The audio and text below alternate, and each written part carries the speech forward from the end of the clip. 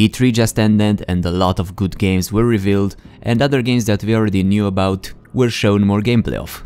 In this video we are taking a look at 10 of my favorite games as well as some honorable mentions. The games on the top list will be PC games or games that can be played across all platforms, since I only play on PC for now, but I will mention other games that I liked as well, even if they are exclusives. Number 10. Metro Exodus. I liked the last two Metro games. They are pretty unique and interesting, and this one goes a step further, making the game open world, and we only saw a small gameplay video of it, so we don't know for sure how it's going to be, but it looks promising and I think it's going to be quite successful, and I'm looking forward to it very much.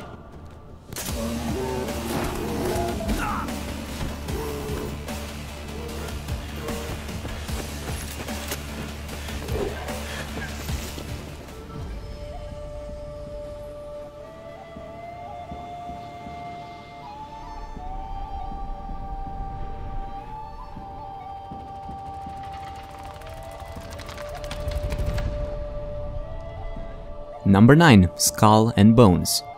The new pirate game revealed by Ubisoft. I like the idea. It's pretty much Assassin's Creed 4 minus the assassins, but I like how it looks, and a pirate game is pretty interesting, even if we have others that were revealed a while ago like Sea of Thieves. This one looks nice and we're going to see more in time, but it was just revealed and I like how it looks, and I think it's worthy of a spot on my list.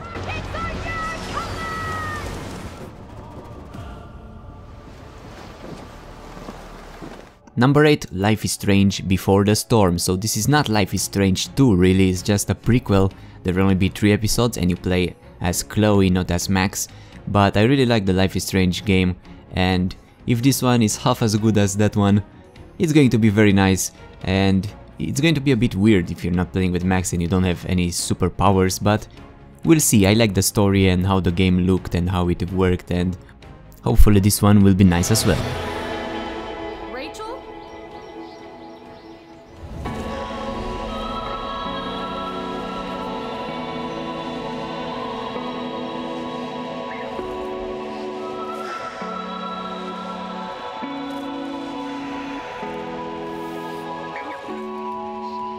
Number 7. A Way Out. Now this is interesting. This is kind of a prison break game where you have to play with a friend or with someone random, but you have to play it co-op, and I like the idea, and they say that each game will be different. Every time there will happen something that didn't happen in your previous game, and all your matches will be quite unique, so it's pretty interesting to plan an escape and succeed doing it. And I really like the idea of this game. I don't think there's anything else quite like it out at the moment, and this is really interesting. Relax, man, I got this.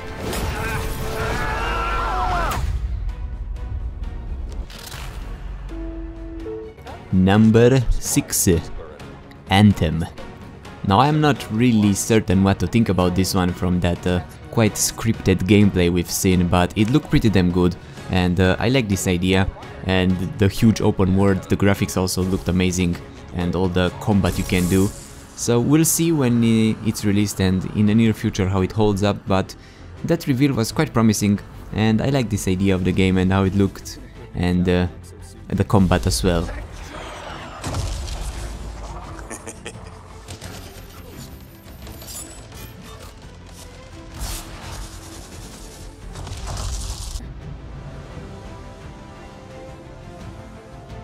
Number 5. Wolfenstein 2.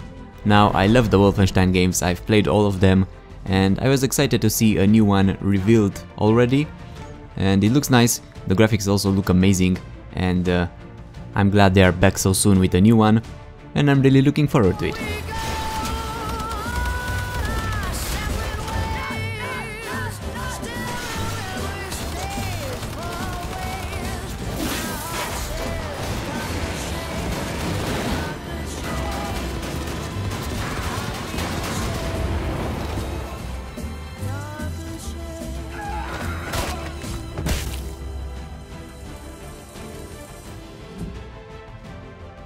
Number 4. Star Wars Battlefront 2.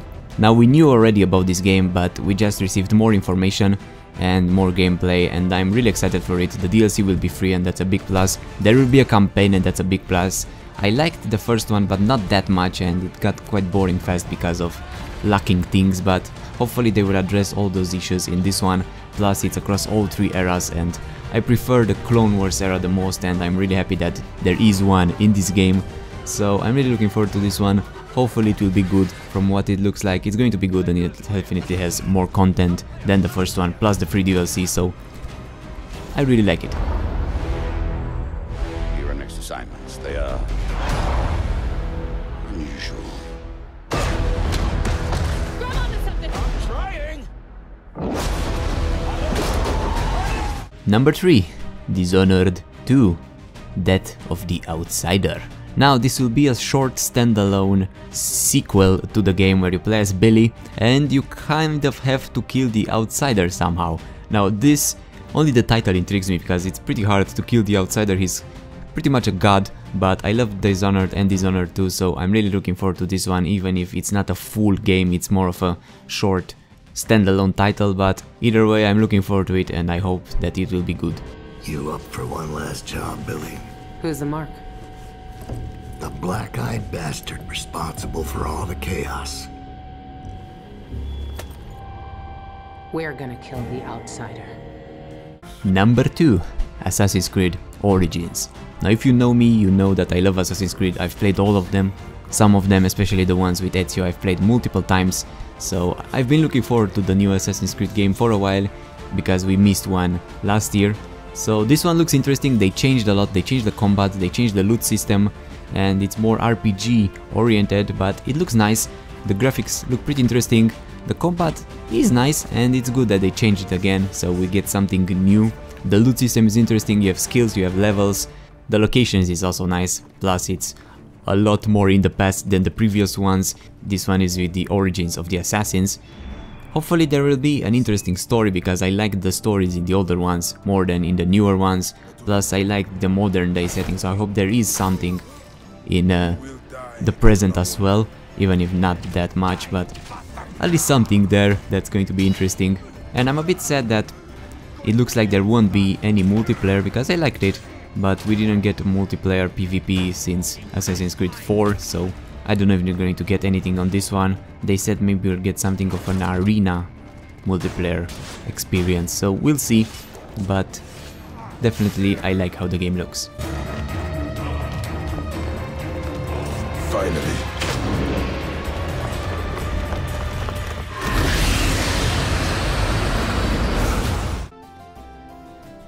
Now some honorable mentions.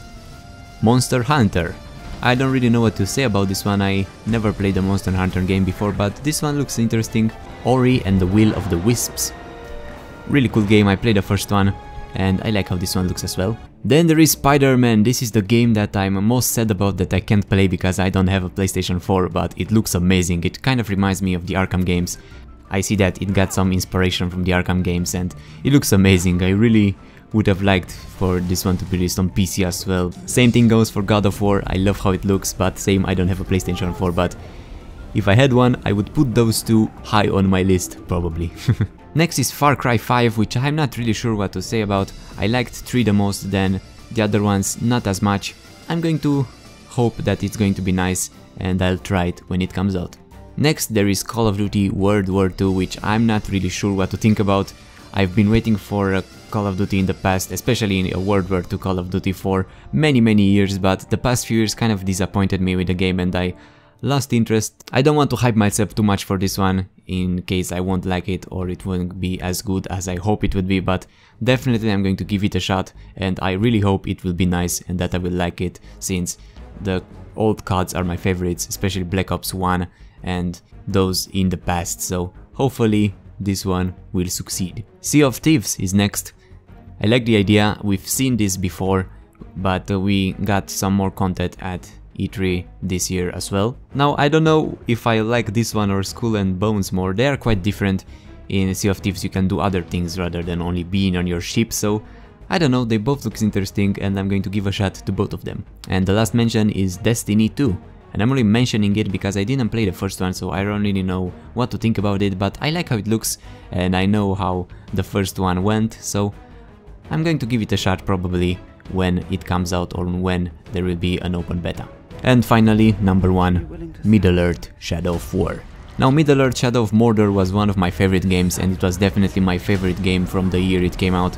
And we already knew for a few months about Shadow of War, but we've seen some more gameplay and some more DLC and some more content for the game, and it only makes me want to play it more, and I'm sure I will love it when it comes out, and it's the game I'm looking forward to the most this year, and I'm sure it will be a great success and it will be even better than the first one.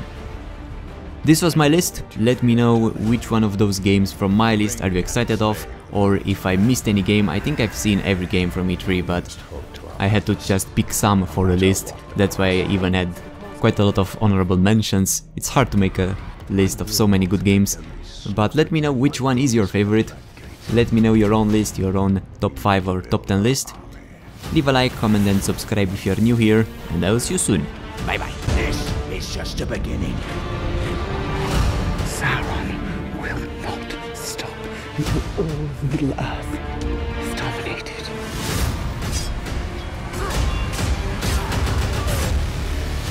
We do not serve the Dark Lord! We will